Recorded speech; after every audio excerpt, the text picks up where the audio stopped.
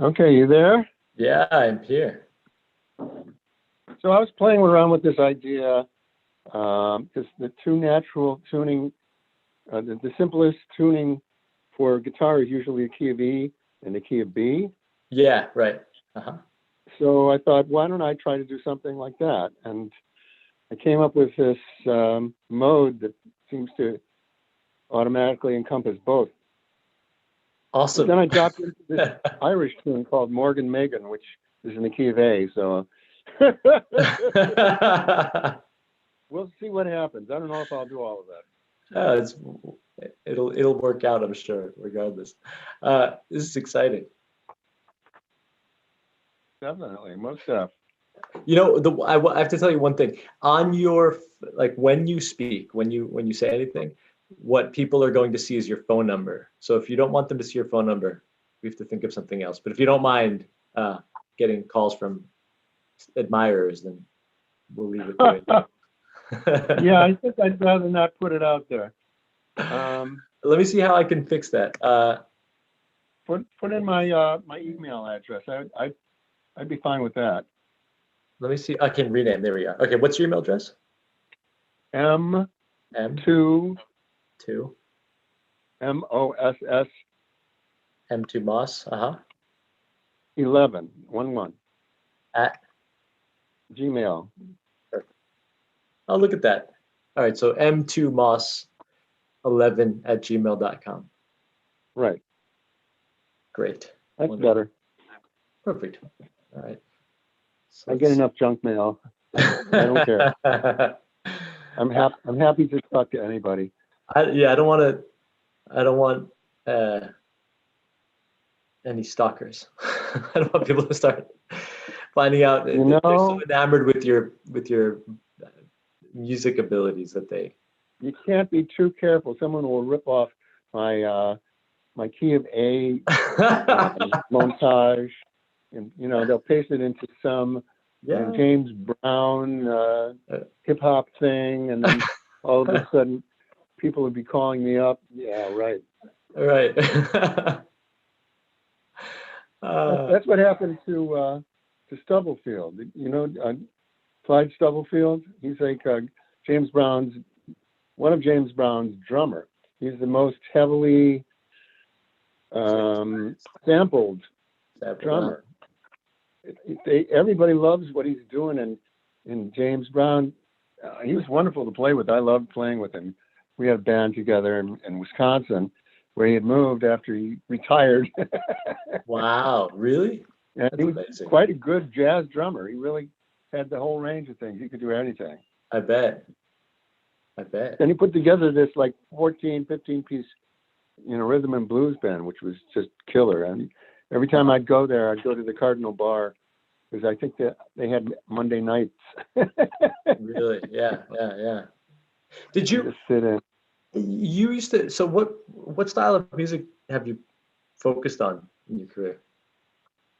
Well, it's like, let's just put it like this. I started off with one thing, and then my father introduced me with playing improvised songs to improvisation, and that was mostly standards.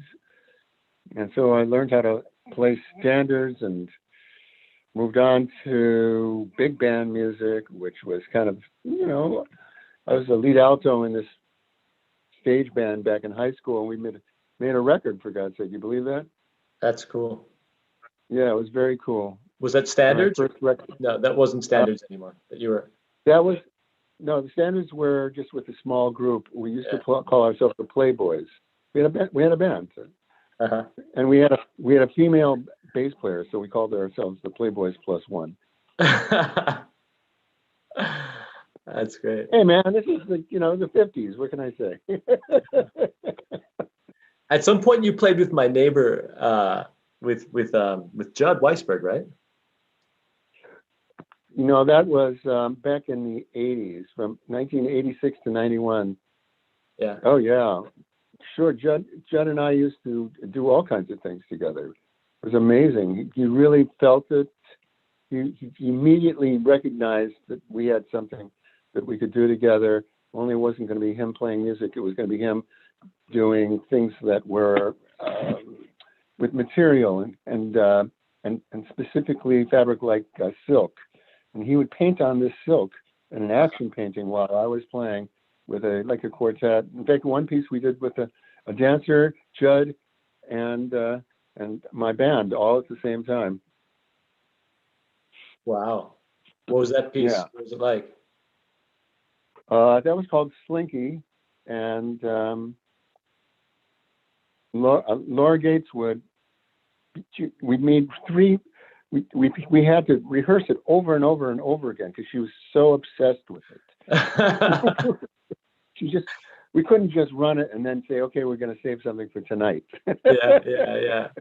That is. I don't know. That's what they do. So I did it.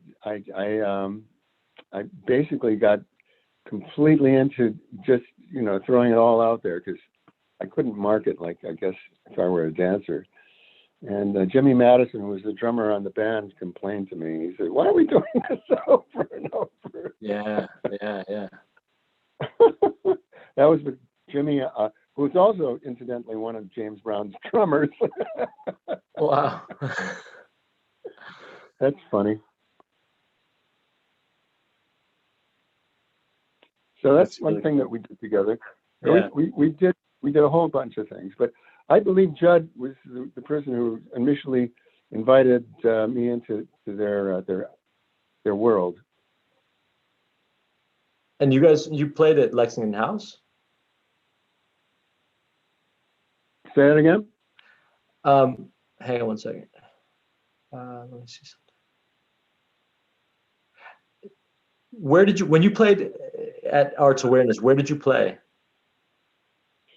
Well, there's a barn right behind Evelyn's house, which is where we played all the time. So it was a very large stage with a really nice banked seating arrangement.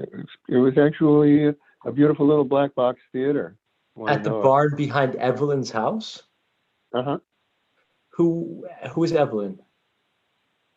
Evelyn is Judd Weisberg's mother. Okay, that's actually part of Lex Art Sci. That's our theater. It is absolutely where the house you're living in was Evelyn's house. I see. Okay, right. And you would play. That's where all the music events happened, in the barn theater. In the barn theater. Wow, it's super interesting. It was gorgeous. Good acoustics, big stage. Yeah. Comfortable seating. I recorded every single concert. So that has had its first use just recently. I think that's good. We had actually, you were at that show. You were at the show. It was Dan and his band. Further Maritime. Further Maritime. But that was an outdoor show because it made sense to do it outdoors, but eventually I think we'll go back inside once conditions permit, right? We'll have another. Yeah, but the acoustics we have practiced in there, and the acoustics are incredible. I know. You just don't believe it until you hear it. It's just incredible. Yeah. I wonder why it's so live. It's right. So live. It's not like terrible live like you get in a gym or anything. It's like the wood and the way it's constructed makes it sound like it's the Concertgebouw in Amsterdam. It's so good. That is an interesting point. Yeah, and you said the same thing about the inside of Lexington House also, right? You mentioned that the acoustics were very, very bright. All over the mountaintop, man. Not just there. It was like the way they built things back then. The houses just sort of resonated with the music. It was incredible. I don't know how to describe it any other way. It was very bright, reflecting off the walls, but not in a nasty way, but in a really musical way. I wonder if it's because of, you think it has to do with the humidity or the wood frame construction, or what you said, all over the mountaintop. I mean, it's drier in the air here than I think it is at lower altitudes closer to the ocean. I'm sure you're right. I know that in the summertime, it's much more comfortable to be up here than it is down in yeah. Catskill Yeah. or the New York area. The whole Hudson Valley heats up. But when you're up here, it's 10 degrees cooler automatically. Yeah, always. That's so That's true. what I like about Yeah. So do you wanna play your flute? it. Mm-hmm. Let's do it. All righty. All right. I hope this sounds okay. I think it'll sound great, regardless. Regardless, well, just think of it as like one of those primitive recordings where someone put down a small 7-inch reel tape recorder with a cardiac right?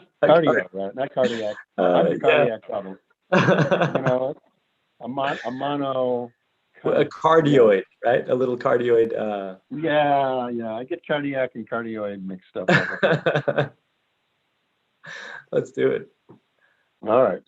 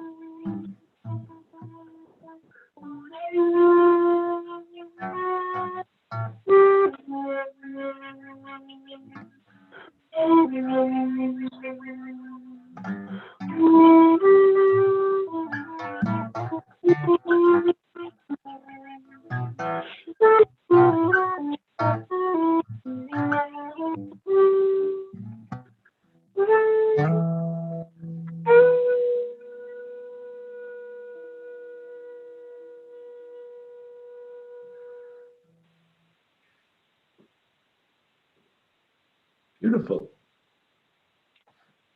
We even That was ended together. that was something. Nice. Very beautiful. Yeah, man. I loved it. I love jamming. Yeah, I can't wait to do that. And the summer's going to open up, I think. The summer's going to be a lot different than last summer. What were you Well, gardening this? we'll have those 4 o'clock in the morning jam sessions, man. Yeah, yeah, we'll need to do People showing up after their gigs. right. Yeah, we'll be the mountaintop version of 52nd Street. right. That's okay. That's how it works. So what were you gardening this morning, Michael? I planted stuff like that I bought at.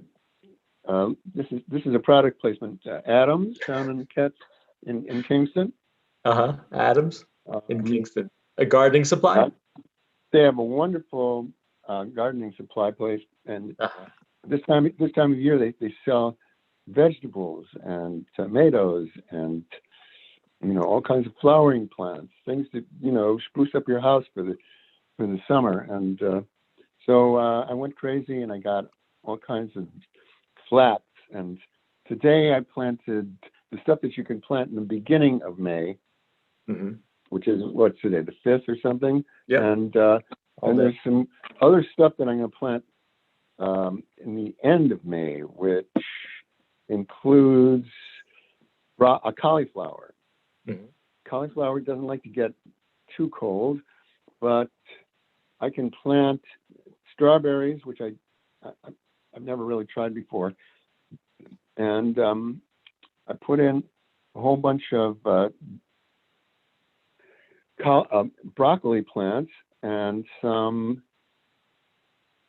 Brussels sprouts and some oak leaf and some what's the other kind of lettuce? The iceberg lettuce. Uh-huh. We have And one so, growing season. So when do you harvest all of these? This stuff is supposed to be harvested around August. So that means September for us. Yeah. We're a month behind everybody, by the way. And just so you know. I've been on the mountain. I've been here long enough to know that. I moved up last September 3rd. We got 3 hard frost days, and it killed all of my tomato plants, just like that. That was the beginning of September, before Labor Day. It was great. Right. In our case, we planted a few things, and they were all eaten by rabbits, except for the cucumbers were not eaten by the rabbits, and I think there were some other. The onions. The rabbits don't like the onions either. But there was something else that you have to be careful about what you plant. But do you expect to lose a lot to the bunnies? Well, the stuff that I'm worried about, like the peas, I put inside of a fence, that's like a rabbit fence. Yeah. And bunnies, they can pretty much get anywhere. It's kind of weird. I have an electric fence, and it's very effective. It keeps out the deer, it keeps out the foxes, although I think foxes don't like veggies, but definitely the humongous wood, what are they called? They look like chipmunks. Yeah, I was gonna say woodchucks, but no. Woodchucks. Woodchucks? Oh my God, woodchucks!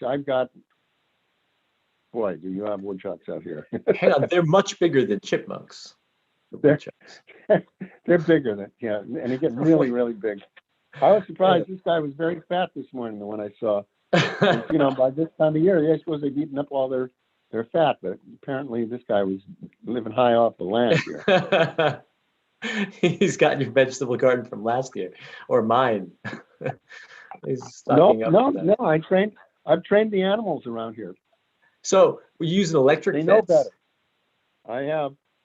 Yeah, it's enough to keep out a black bear. Wow. they said, "Oh, why don't you get a little weak one?" You know, so I did that, and then a bear went up there, and it got really tangled up in all the wire, and then he finally gave up. But you know, he ruined it, so I had to get something to replace. Wow. The only thing in the store they had, the Agway in what is it? It's not Grand Gorge. It's the one past Grand Gorge, Skahari, I think. Was this very powerful energizer, which is, you know, enough to cover 10 or 20 miles of electric fence. Wow. And I have a teeny little garden, so it's more than enough. So basically, so your idea is it doesn't zap them, does it? It just prevents Yeah. them. Oh yeah. It's okay.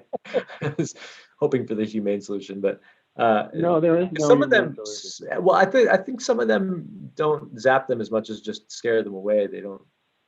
It doesn't. I think I don't know. Maybe that's just It advertising. surprises them. It's definitely, you know, a shock. You know, like you pull your hand away from a shock or something. It's just a reaction, and they don't like to know that, you know, if they get close to this very luscious looking place to chomp on, that they're going to have an electric fence jump out at them, because they can hardly see it. It's this little thin wire. So, Right. you know, they just sort of stay away from it, and you know, they'll go into it once I turn off the fence. They're not stupid. They stay away even if the fence is off, because they've been shocked. No. If you leave it off for a day, you know, and you come back, nobody's gotten in. I once left it off for a week. Oh, I see. They learned. Plug it in. I get what you're saying. But after a certain time, like October, you know, there's nothing left but the tail.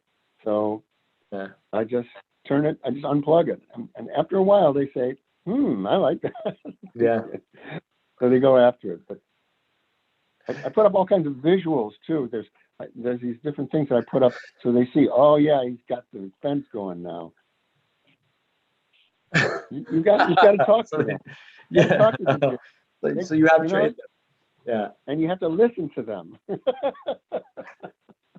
very funny. I'm curious about, so let's talk about Lexington House. So you were, I want to know all of your experiences there. What did you spend time in Lexington House back in the 80s? Yeah, in 1886. That's when it started. Oh, I thought you were joking. 1880. So in 1986, you were there. Yeah, Judy and I met Judd and Pam at there was a gallery in the middle of Wyndham. Mm-hmm.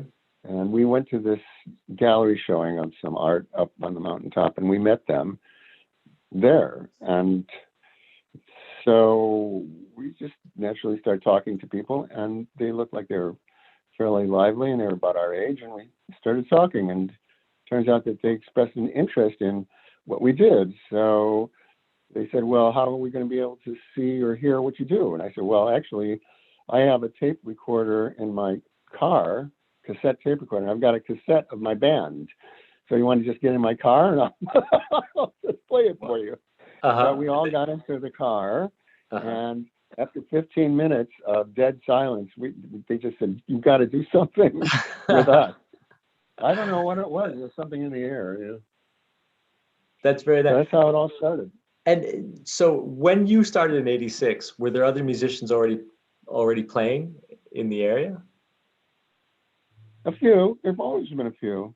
Yeah. But we're above the natural limit for a lot of working musicians is Route 42. They don't want to go over the notch. So you've got a lot of homegrown musicians up here.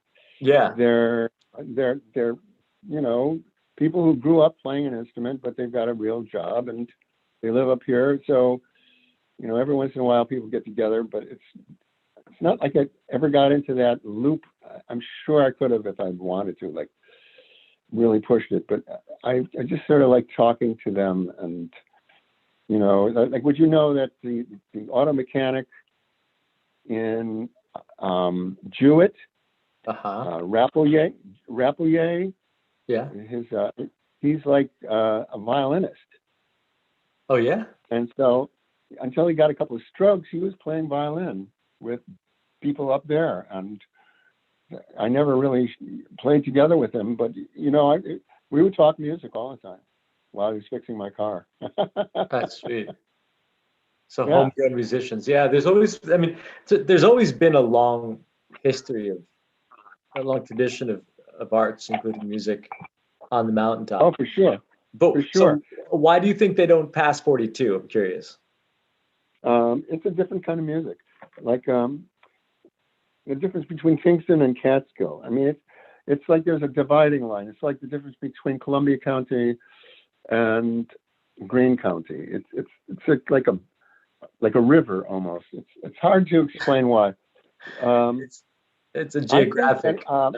for example, okay, for example, people go skiing at Hunter Mountain and never drive an inch farther than the mountain. They just turn Yeah. right around and go back to the city or Albany or wherever they're Yeah. coming from. But 10 minutes away is this place that we live in, which is completely like undiscovered country. Right. So right. Yeah. it's just a mental kind of attitude, which is geographical, and I guess it's got some kind of reasons for it. I'm not sure what they are, but we're like in a whole nother area up here. The weather is different. The people are different. The culture. Just go a couple of miles from Hunter, and suddenly you're in the rest of upstate New York. It's kind of crazy. Yeah, that's true. Maybe the weather, the mountaintop is steep. I think the weather's always different on the mountaintop than it is below. I mean, this spring we had some warmer days than in the city, and that was an aberration, but it happens. But I wonder if it's because of that. I mean, it is a very different country than the rest of it, and it's also highly undeveloped. So maybe people have more space and have more freedom to produce up here. But it's funny that 42 is the dividing line, because I don't see 42 as a geographical divider, except that it runs along the rivers. Well, right? it's more true like in Woodstock or Phoenicia. Those people will, even Bel Air. I mean, there's stuff going on in Bel Air. Lately, of course, it's been kind of shut down, although they did have the Festival of the Voice in Phoenicia again, although I think it was all zoomed in and zoomed out. But every year there's like groups of people up in this area who like to put together different concerts. I went to something down in Mount Tremper. Judy and I went down there to watch Pam Tanowitz and this is it called the Synchronous String Quartet? I'm sure I'm messing this up. I don't know. Yeah, but it was like a very well-known string quartet, and Pam Tanowitz is the hot choreographer. So they were just trying out things. It was like a residency. Judy led residencies. She did a summer workshop up here, and I'm not sure exactly where. I was probably in the old bowling alley that we were talking about. But people came from everywhere to take her dance workshop. Because she was presenting something that was kind of edgy, like it was modern dance with Merce Cunningham and Paul Taylor, which is associated, and Dan Wagner, for whom she actually danced, who was in Paul Taylor's company, and Merce was, let's see, where was Merce? Well, he was in Martha Graham's company.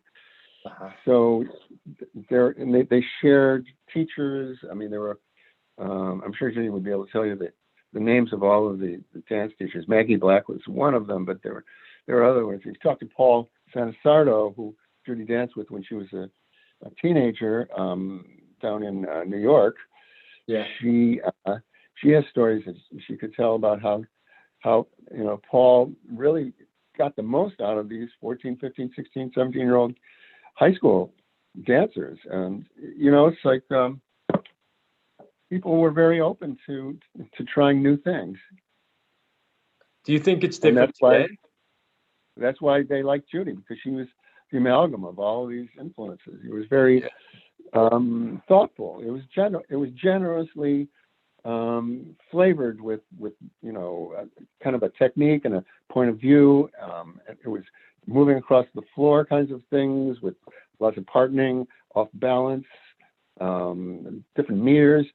When I had to accompany her stuff, it wasn't in 4/4 anymore, or 6/8 or 3/4.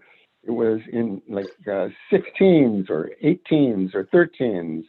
I don't know if that makes sense to a non-musician, but it's not regular. It was very, very unique. You know what I mean? Right. No, it's I guess to a non-musician, it doesn't sound on balance. It doesn't sound balanced. It sounds like stuttering or like shivering somehow.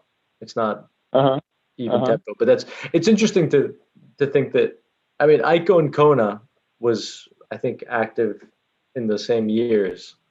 Oh, they were. Yes, they were.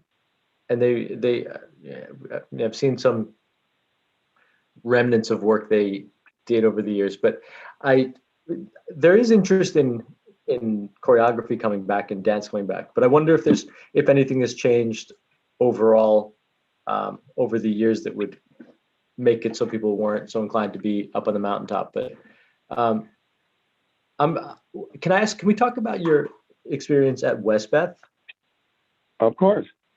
When you did you talk to Judy more about the dance, because there's plenty of Yeah. people who moved into this area that she knows it really, really well. She should be the one to talk about.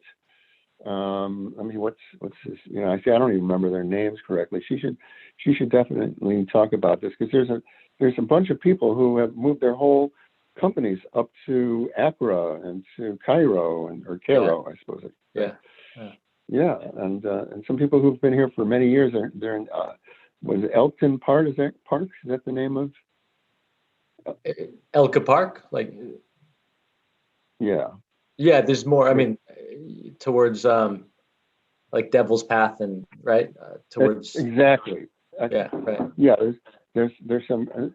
So, and we know some people down in what is it, Marbletown area, sort of down the mountain. They work at Bard right now. Chairperson of the dance department. You know, we do know a whole bunch of dancing people up here, and they're really.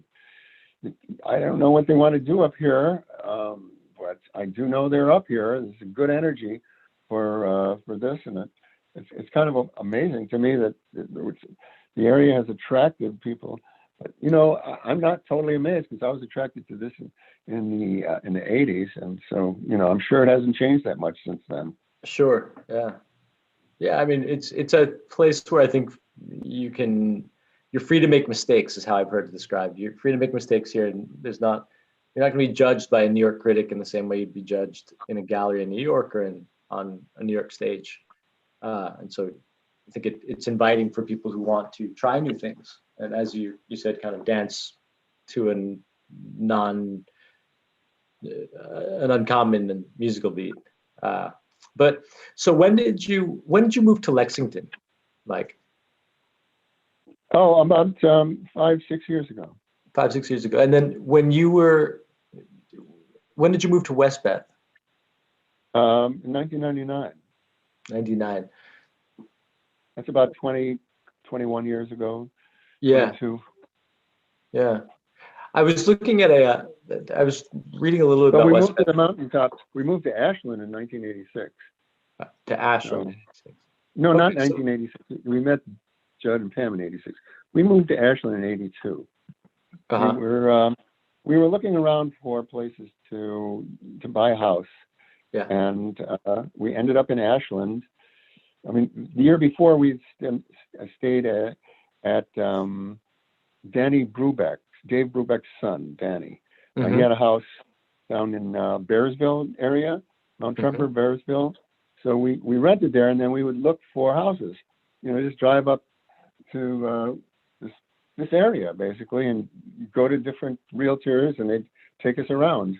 And we discovered that we could afford the prices.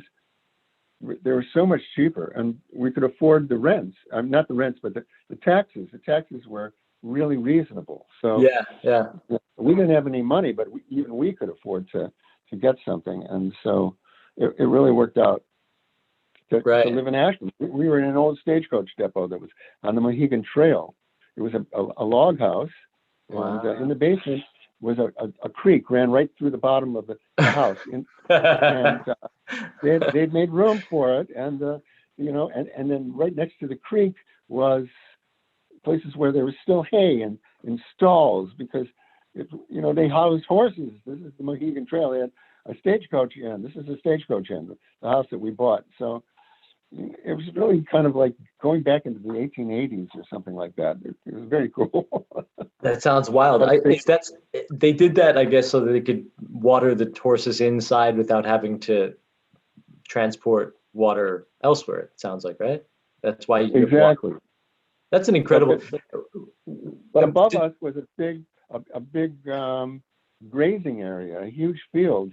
Uh-huh. So they could stable horses up there, and there was a natural creek that bubbled up right above our house.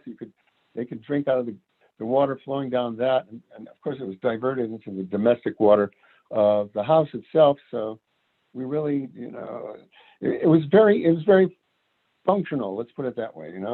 It served 1880s people, 1850s people very well, and we adapted to it like anything else. Artists always adapt, and we made it our own. And I put in a garden, and talk about a fence. Oh, I could tell you stories about that fence.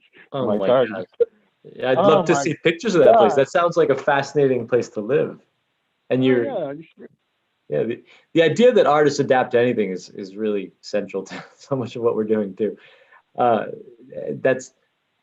counting on that feature of artists to help use the Lexington House to its full potential in the state that it's in. And that's actually something that's been happening over the winter, so that's been exciting. But it is. What happened to that house? What did you do with it? Sold it. But did you make any modifications while you were there? Well, we filled in the enormous hole that the woodchucks had drilled into the side of the foundation. That was the first thing we did. Yeah. It was like, this massive hole going right from the outside into our basement. It was like, so they were quite embarrassed when they were trying to sell me the house. That is really funny. And so they gave you a good price. Yeah, well, it helped. Yes, it did. And then, so what happened?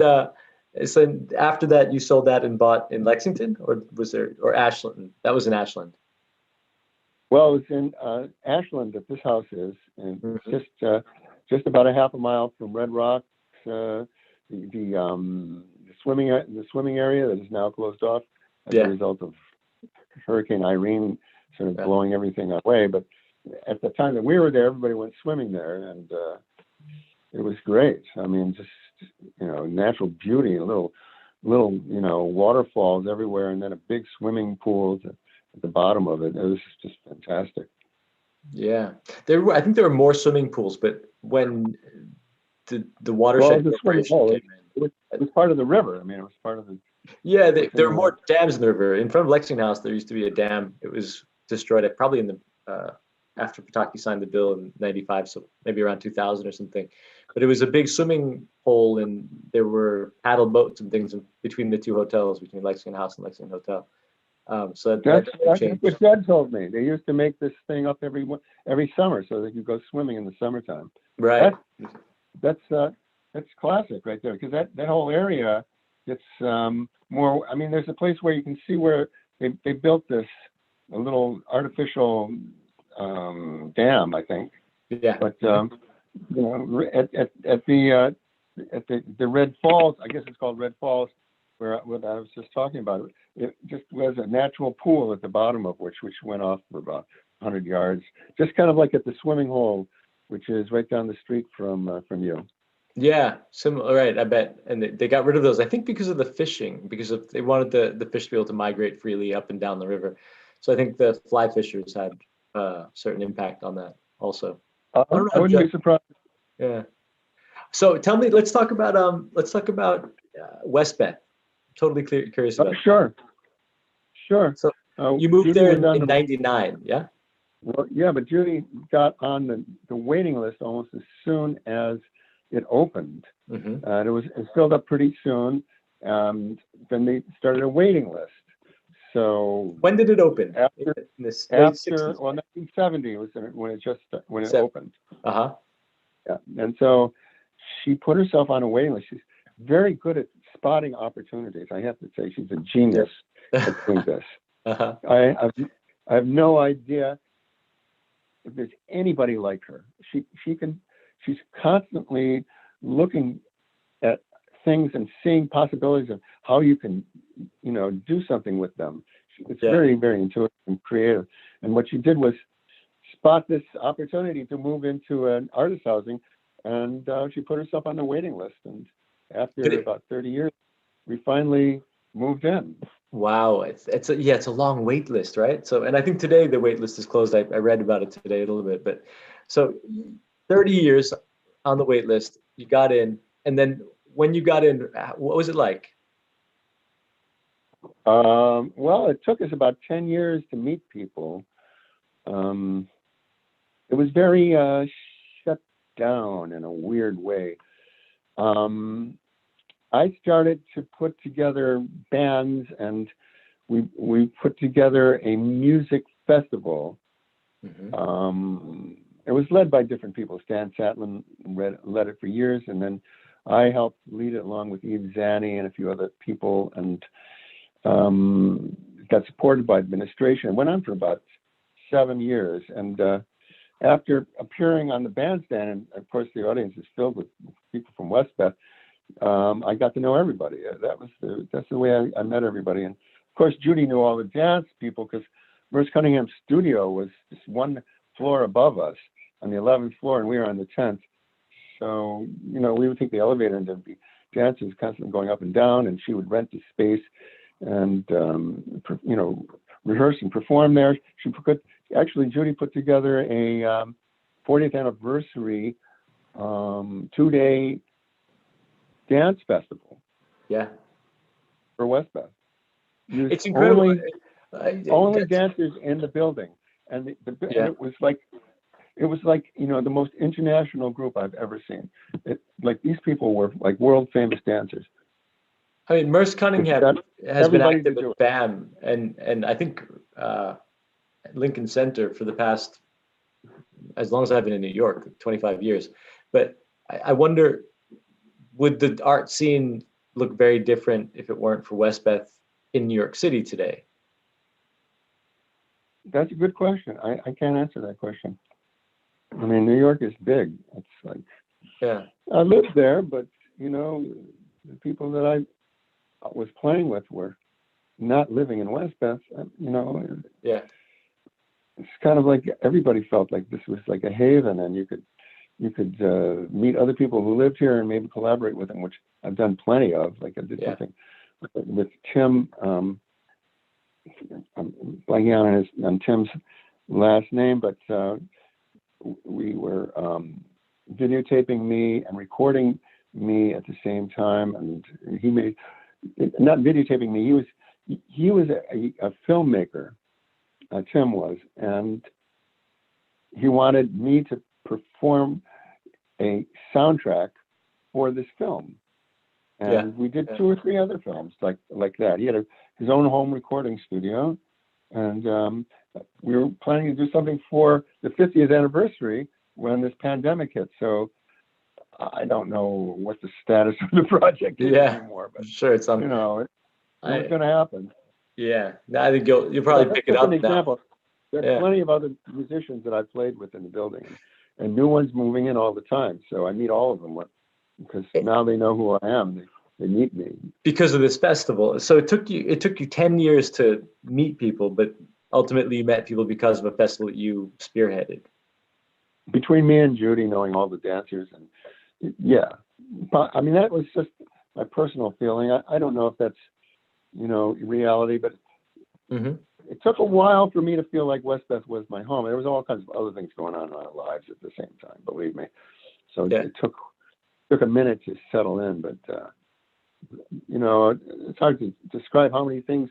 I mean, put it this way: after that amount of time, you've got a whole life outside of Westbeth, and so we gradually moved from the old life to the new one in the city, and I guess that's part of the reason it took time for us to meet people. Right, right. And you still have the opportunity to escape upstate. You have that also. That takes you. That's kind of like a Also. given. We have to. I don't know. Wherever we've been, we felt like we had to have an escape. Mhm. So, do you see the Lexington House being potentially a place like Westbeth? Sure, I think that what Lexington House has a capacity to be an arts venue and a destination and everything. I mean, you've got places where people are going to be staying and studios that they're going to be working in, and we're having visions of having a board of directors and administrators and everything, scheduled up so that we can get grants from the feds and the state. And I mean, there's all kinds of opportunity to do stuff like we did in art awareness. And only, as you point out, we could do something that's more sustainable than art awareness was. I'm sure that's how Westbeth is sustainable. So there's definite parallels. Yeah. So we have a question from Vivian Slee. She wants to know, Michael, can you give us a little bit of background of you? Can you tell us a little bit of who you are and like your connection to Lexington, the Lexington House? Well, I was using the art awareness program to mine all of the musicians that I loved back in New York City, and use grant money we were getting from New York State Council on the Arts and from Greene County Council on the Arts to pay them, because no one would come up here unless I could give them something, and not necessarily transportation, but a reasonable fee. And I always insisted on paying musicians. I'm a big I'm really wildly enthusiastic about having musicians get appropriately paid. So that attracted everybody. I got the best musicians in New York City in the new music scene, the cutting edge music scene of New York City, because that's where I am. I'm always a farthest out person, and I get attracted to that kind of scene because those people are geniuses. The ones that I end up playing with they're totally off the charts, amazing, and I can find places for me to go musically and intuitively that I wouldn't be able to support if I went to anybody who wasn't like on that level. So I had the opportunity to bring all those guys up here. I had a great time, and they did too. They loved coming up here. Yeah, there's a lot of people. So you were the linchpin that brought together a lot of these artists. I was looking at let me see if I can shout out some names of people. There was Penny Burrell, right?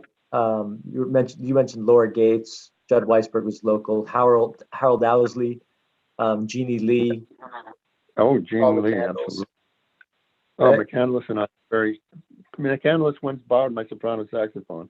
He's known for being in Oregon, but he had a gig and he wanted to use a soprano saxophone. And so I lent it to him because, even though it's a valuable instrument, I mean, let's face it, that was my pride and joy. And I got it in Paris. It was, irreplaceable, but, it's Paul McCandless. So I lent it to him and he gave it back to me. I couldn't play it for a month until I had it all cleaned out because he smoked Camels, man. And it was just, the whole thing leaked. It leaked. I love Paul, but come on. What a terrible lending experience. Oh no. You can't imagine. Yeah. So did the tar from the cigarettes get into the pads? Is that oh yeah, sticky? I'm sure that's why you had that special sound, right? So he blessed me with some tar and nicotine. Yeah. So you're not lending. That was the last time you lent out the saxophone, I imagine. No, I did it another time, and it ended up that the saxophone player was this guy from Philadelphia. This is down in the Lower East Side back in the 60s, I believe, and I got the instrument in '67, I think. So must have been the late 60s. And Billy Higgins was on this gig. He's this very, very famous drummer. He played with Miles Davis. He played with people on that level. And so he's somehow made it into this band. And I don't know why he was playing there, but this saxophone player, it was two brothers from Philadelphia. I've forgotten their names. They were really famous in Philly for being violent. And Okay. I didn't know this until after I took my saxophone and held it up and bashed it over Billy Higgins' No. head and bent it. Oh no. Yes, like I'm sitting with his girlfriend and we're watching this thing. So I sprint 30 yards across and I grab it. His hand is raised. He's going to hit him a second time. I grab the fucking thing out of, excuse the French here, out of his hand. You know, like a soprano saxophone it's a straight horn, so it's a perfect club.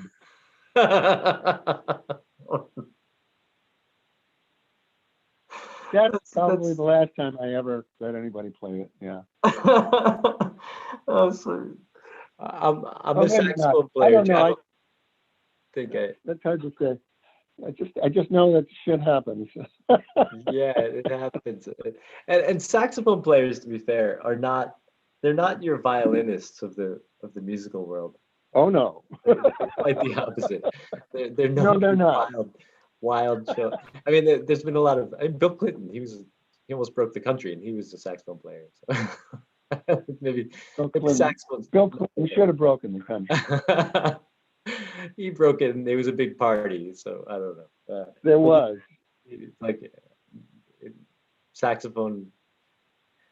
Maybe not the best loner instrument. So it's almost you can do plenty with a solo saxophone, believe me. Yeah, this is what Sonny Rollins used to do. He used to go out on a bridge, in the Manhattan Bridge or the Williamsburg Bridge, and practice all by himself. You don't need amplification, and it's got a nice range too. It's not quite like a trumpet. So I want to mention to anybody who's listening on Instagram or on Zoom, just some housekeeping issues, some housekeeping agenda. So May 15th is the day where Lexington Community Gardens will be attended to. That's being organized by Lynn Byrne. If you'd like to join, I think it's at 9 or 10 o'clock in the morning. There's a flyer somewhere on my Instagram, but welcome to reach out to me with more information. You can reach me at lexartsci@gmail.com, lexartsci@gmail.com. You can also reach me via telephone 212-602-1936. Right now we're speaking with Michael Moss. Michael Moss is a musician, an artist, has a long history of being linked up with Lexington House and Arts Awareness. He's good friends with Judd Weisberg and Pam Weisberg, who ran Lexington Arts Awareness in Lexington House for many years. Michael is a resident of Westbeth today, and he approached us with a proposal about how we might make Lexington House somewhat like Westbeth and make it a place for artists and community to gather and to create. And I think it's a great idea. We're looking into how we might put it together. We're looking for wealthy patrons. If you're a wealthy patron, please reach out to us. We are also doing a fundraising campaign. We had our first couple of donations. That is on GoFundMe. The link is also on the website, lexartsci.com. As for the community gardens, if you'd like to come and help on the 15th of May, feel free to bring anything. Feel free to bring nothing but yourself. We can put you to work, and you can help make Lexington greener and more beautiful than it already is. That's pretty much the housekeeping. Michael, it's been such a pleasure to talk with you. I like to close up at 7. Thank you, Alex. We have a few moments left, but if there's any questions, Vivian, if you have a question, feel free to chime in. Well, I feel like, you know, half my better half, my other half, whatever you want to call it, Judith Moss,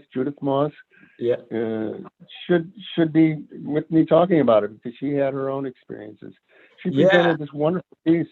She could talk about this piece, talk about experimental. It was 3 of her dancers, and there was a videotape of a part of the dance that would play at one section forward, and then it would be reversed and it would be backwards. So it had the effect of making time into something that was a variable that could be manipulated. artistically. Yeah, yeah. You know, she should talk about stuff like that piece and, you know, everything that she used to do up here. So I just I want to can't wait mention to that. talk. I can't wait to speak with her. Also, I think it's nice to separate you because artistically, you guys have done very different things, but there's a lot of commonalities in terms of your vision for the place. Uh, but I like these conversations and focusing on one kind of idea or set of ideas. I think there's something nice about having this time. And this one we planned today. Initially, I was simply going to speak myself and use it as a moment of navel gazing and figuring out what we were going to do in 2021.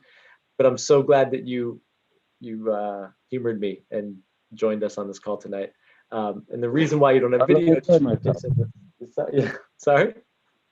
I said I really enjoyed myself. Thank you for I'm the glad. opportunity. No, it was great. Yeah, I caught you while you were gardening. The reason why, just in case anybody's wondering, we don't have Michael's pictures because he's calling in from Lexington. He didn't bring up his laptop to Lexington. He's in nature there doing his thing. So thank you so much again for joining us. I look forward to speaking with your the other half of the Orange, Judy Moss. And Okay. thank you so much for your participation, and thanks so much for your insight. And I can't wait to work with you on Lexington House going forward. We have there's a lot of, I will say this, there's a lot of people who have seen the property change hands and who have little faith that it can be brought back to life in the way that it was before. And I hope that we can, I think we're building a great team, and I hope we can exceed expectations and make it as bright and as flowery as it's ever been. So looking forward to working on that. So again, thank you very much, Michael. It's been a pleasure to speak with you. Thanks for joining. It was fun. Thank you, Alex. Excellent. We'll be in touch. Have a great night. You too. All right. Take care. Bye. Take care. Bye.